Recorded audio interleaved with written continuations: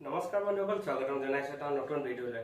আৰু আপোনালোকৰ আগলৈ আজি লৈ আহিছো মই এটা কম দামী ঢোল। কম দামী মানে ইমানো কম দামী নহয়, কিন্তু আপোনালোকে যিমানটো ভাবি থাকে তাতকৈ এটা বহুত কম দামী ঢোল লৈ আহিছো আপোনালোকৰ আগলৈ আজি।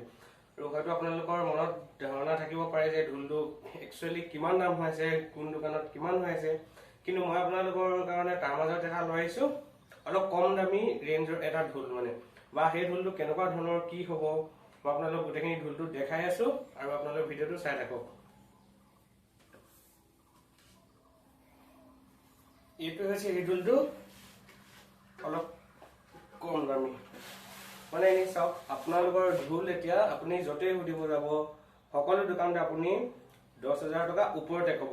আৰু ঢোলৰ চাইজৰো কথা আছে, 16, 17, 18 এনেকৈ বহুতখিনি চাইজ আছে। মোৰ যোনটো আগৰ ঢোল আছিলে সেইটো আছিলে 21 ইঞ্চি আছিলে। তাৰপিছত আৰু এটা আছে সেইটো 20ৰ আছে। তাৰপিছত এইটো হৈছে 18 ইঞ্চ। 18 ইঞ্চ যদিও চাওক ইমান সৰু নহয় কিন্তু ঢোলটো।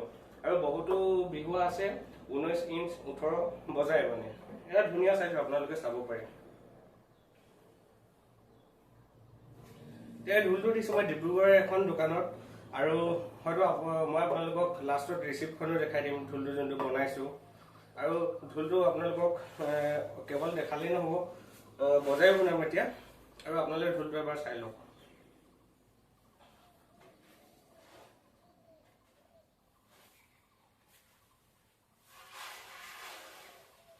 এইটো হৈছে 18 ইঞ্চৰ এটা ঢোল। আৰু প্ৰথম কথাটো হ'ল এই ঢোলটো মই যেতিয়া বনাব দিছিলোঁ প্ৰথমতে খোলাটো চাই থৈ আহিছিলোঁ। আৰু খোলাটো আপোনালোকে হয়তো চাব জানিব লাগিব, আম কাঠৰ কঁঠাল কাঠৰ থাকে, মানে খোলাটো আপুনি ভালদৰে চাব লাগিব। মই যিহেতু আগৰ ভিডিঅ'টো জনাইছোঁ, বা আৰু যদি ভিডিঅ' লাগে মই আৰু বনাই যাম এনেকুৱা ধৰণৰ অলপ ইনফৰমেশ্যন থকা ভিডিঅ'। আৰু নিজে বাছি থৈ আহিছোঁ। এটা সৰু ঢোল, কিন্তু মাতটো খুব সুন্দৰ। মই যিহেতু ঢোলটো অকল দেখালেই নহ'ব, মাতটো আপোনালোকক এবাৰ শুনাই দিছোঁ। গতিকে আহকচোন এতিয়া ঢোলৰ মাতটো কেনেকুৱা এবাৰ শুনি চাওঁ।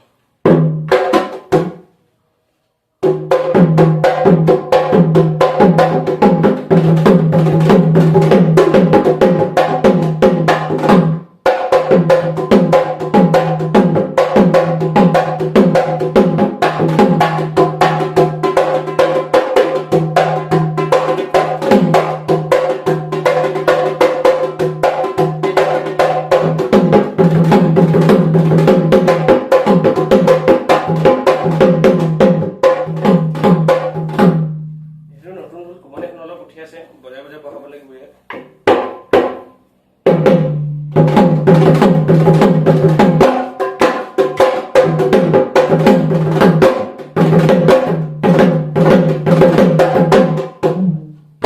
এইটো হৈছে মাতটো, তালিখনৰ মাতটো শুনিছোঁ।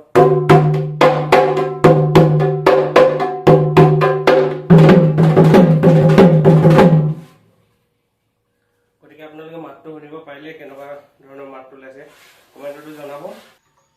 আৰু আপোনালোকে যদি ঢোল পাই যাব, ইয়াতকৈ কম দামতো পাব। আপুনি 4,500, 4,000 সেনেকুৱাটো হয়তো পাই যাব পাৰে ক'ৰবাত, সেইটো কোনো ডাঙৰ কথা নহয়। আপোনাৰ দোকানীৰ ওপৰত কথা, তেওঁ কিমানত দিব পাৰে কি। গতিকে মই দেখিছোঁ মোৰ ওচৰতে ঢোল লৈছে আৰু 4,500, 5,000 এনেকুৱাত লৈছে।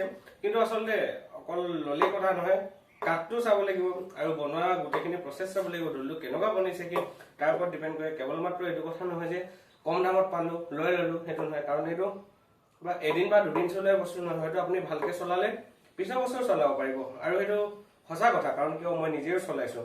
আৰু মোৰ এটা ঢোল আছে, এতিয়াও মই বহুত কি বছৰ চলাইছোঁ।